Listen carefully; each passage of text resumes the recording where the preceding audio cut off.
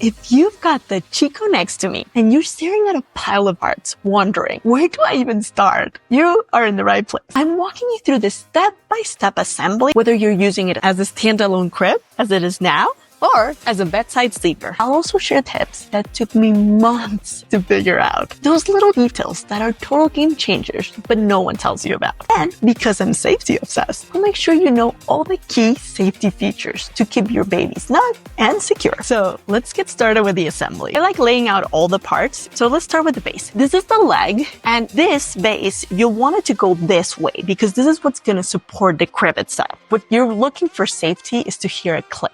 And that's how you know it's well positioned. These straps are helpful if you're going to attach it to your bed, which we'll cover later.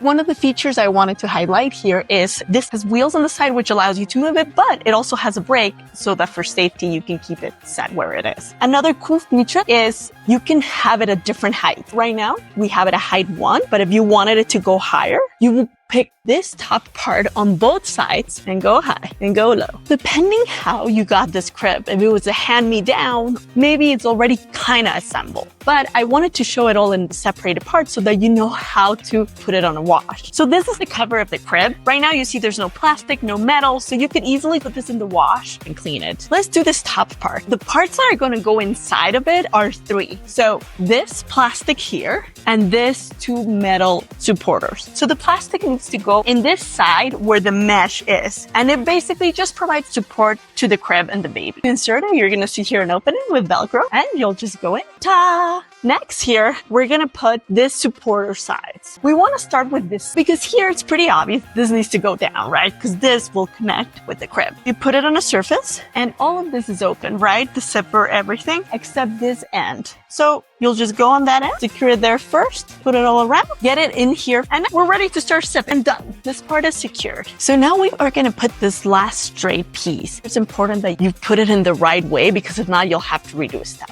So what you want up is the tube itself. This part needs to be up. This needs to be down. So like this, you have the orientation correctly and you shimmy it. This is like the hardest part of this whole setup. You basically one hand hold it steady, but with the other one, you push forward, guiding this tube till the end. And now I'm gonna go to the other side. And we connected the last piece. So now if you try to pull it, it doesn't pull apart because there were the 2 clicks.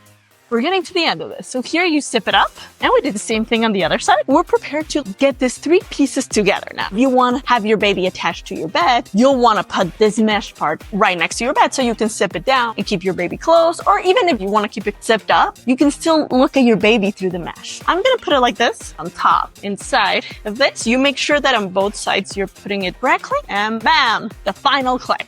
So now we have this here. It's just a matter of putting in the mattress and the cardboard supporter. So first you put this one in. The idea behind it is that it will provide support. And this mattress, which is not a soft mattress, which is ideally what you want to prevent any SIDS. So there you have it, crib assembled. This Chicco crib has 2 ways in which you can use it. As a standalone crib, as it is now, or as a bedside sleeper. To have it securely as a bedside sleeper, you need to correctly add these connectors that will secure the baseboard of your bed to the bottom part of the crib. So there's 2 connectors. You're going to separate them. And here, there's really 3 parts that you need to take into account.